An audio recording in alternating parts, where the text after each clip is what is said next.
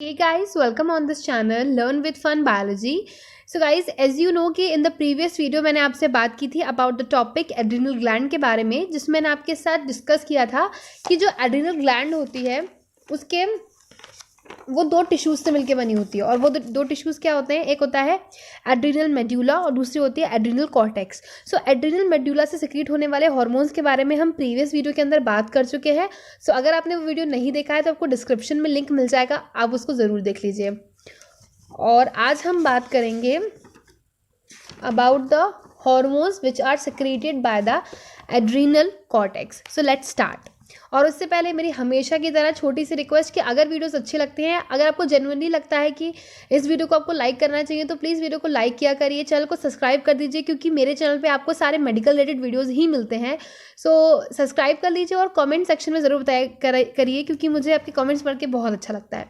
सो चलो अब time waste नहीं करते हैं, शुरू करते हैं आज का topic adrenal cortex. So adrenal cortex क्या है?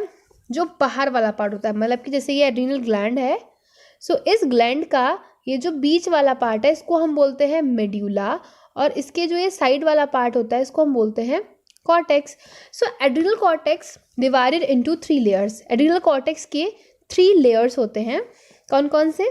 जोना reticularis, zona fasciculata, zona glomerulosa. मतलब कि ट्रिक क्या हुई?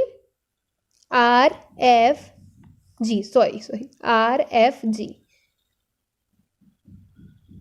रेफ्रिजरेटर से याद रहेगा ना, refrigerator. So reticularis, fasciculata and glomerulosa. तो ये जो रेटिकुलरिस होती है सबसे अंदर की लेयर होती है, ये सबसे अंदर की लेयर है, ये बीच की लेयर है और ये सबसे बाहर की लेयर है। Outer layer is a glomerulosa. Adrenal cortex secretes many hormones commonly called as a corticoids. So जब हमने पढ़ा था एड्रिनल मेड्यूला, तो एड्रिनल मेड्यूला जो हार्मोन सिक्रीट करती है उसको हम क्या बोलते हैं? आई होप आप सबको याद होगा। चलो मैं आपको एक बार दिखाई देती हूँ कि उसको हम क्या कहते हैं। उनको हम बोलते हैं कैटेकोलामाइंस, है ना। जो एड्रेनालिन और नॉन एड्रेनालिन होते हैं इसको हम बोलते हैं कैटेकोलामाइंस।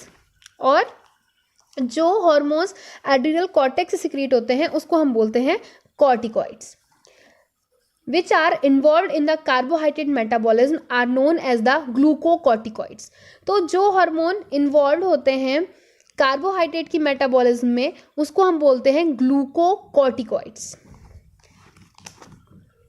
ठीक है, जिसमें जो कॉर्टिसोल है, which one is the main glucocorticoid, which regulate the balance of water and electrolytes are called as a mineralocorticoids। तो देखो हमारा जो वाटर होता है वो कैसा होता है? मिनरल वाटर होता है। सो वाटर और इलेक्ट्रोलाइट्स से रिलेटेड जो भी कॉर्टिकॉइड्स है उनको हम बोलते हैं मिनरलोकॉर्टिकॉइड्स।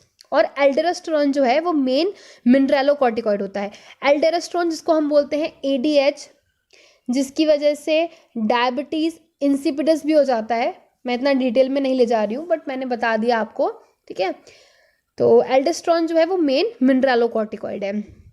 उसके बाद small amounts of androgenic steroids are also secreted by the adrenal cortex. So अभी हमने 2 पढ़े, एक तो ग्लूकोकॉर्टिकॉइड और दूसरे थे मिनरलोकॉर्टिकॉइड, जो कि सिक्रीट होते हैं bye the adrenal cortex. Now third one is the androgenic steroids which are secreted by the adrenal cortex which play a role in the growth of a axial hair। मतलब कि जो हमारी ये बगल होती है, एक्जिला होता है, वहाँ पर जो हेयर आते हैं वो इसके लिए रिस्पॉन्सिबल होते हैं।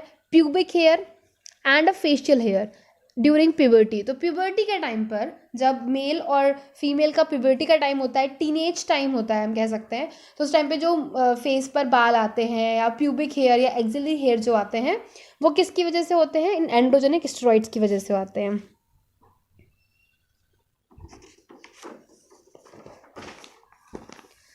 Next, what is the function of glucocorticoids?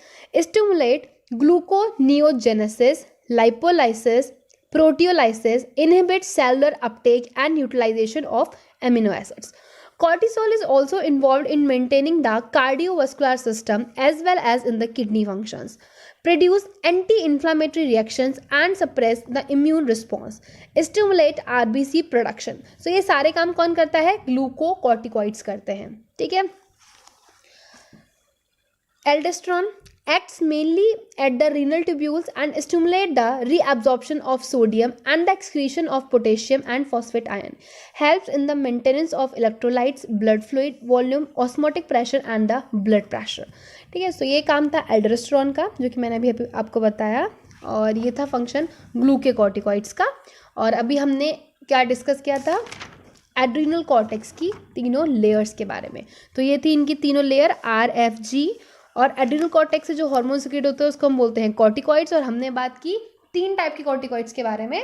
पहले थे ग्लूकोकॉर्टिकॉइड्स, है ना, दूसरे थे mineralocorticoids, और तीसरे थे androgenic steroids. So I hope guys you like this video. If you like then please hit like button, share with your friends, subscribe my YouTube channel for watching so many more videos like this.